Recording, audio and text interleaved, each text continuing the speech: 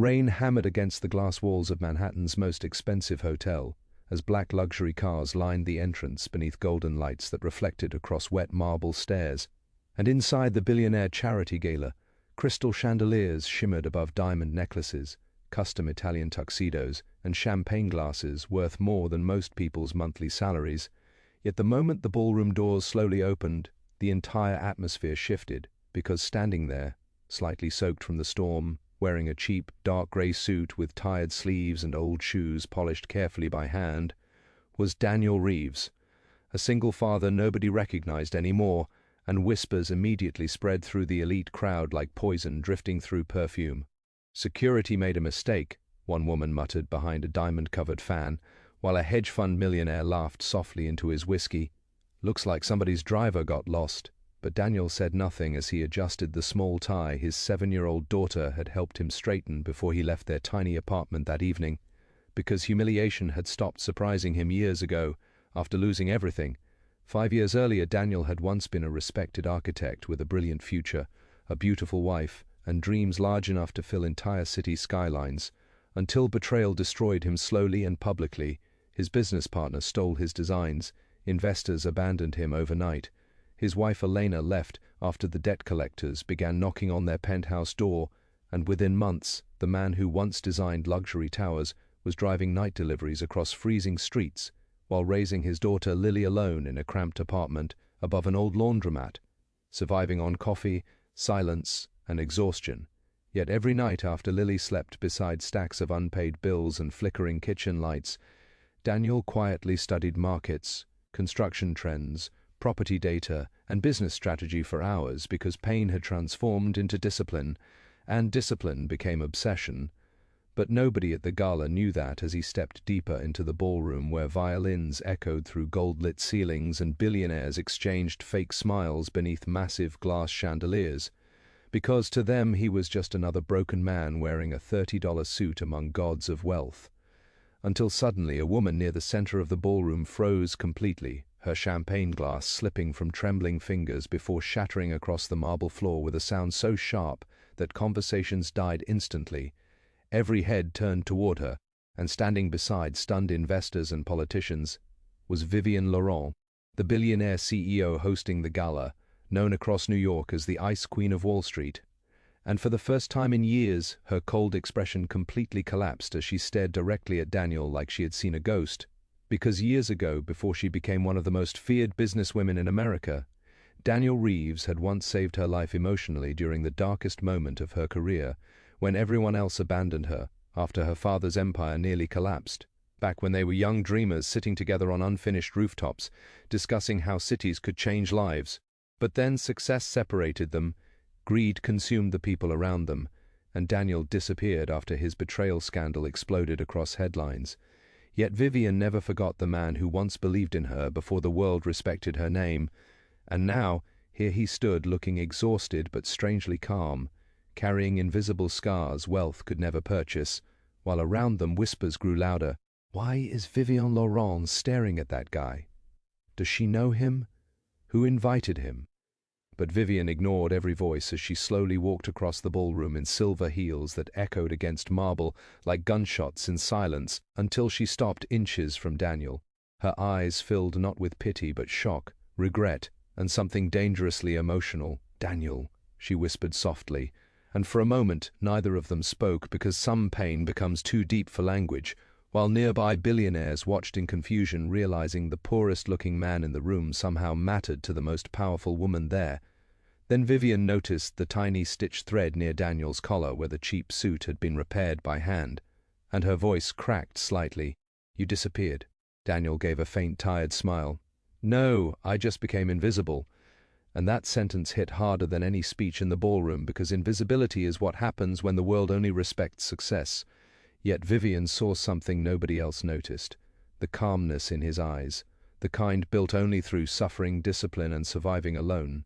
So without another word, she turned toward the crowd and announced into the microphone, "Tonight's keynote speaker is Daniel Reeves."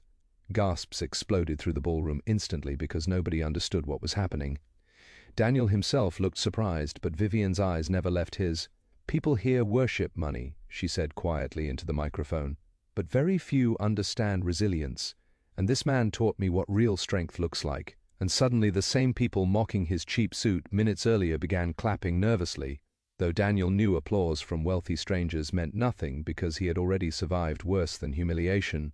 Still, he slowly walked toward the stage beneath massive golden lights as memories flooded his mind, sleeping in his car after eviction notices, hiding tears from Lily when electricity shut off during winter, hearing former friends laugh about his downfall in restaurants they once visited together, enduring years where life felt like punishment, but pain had sharpened him quietly while the world stopped paying attention. And standing before the ballroom now, Daniel looked across crystal glasses and billion-dollar smiles before speaking calmly. 5 years ago, I lost my company, my marriage, my reputation, my home, and for a long time I thought losing those things meant losing myself.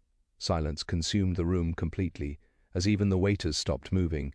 But failure does something strange. It introduces you to people who only loved your success, and eventually you stop chasing respect from others because survival becomes more important than ego.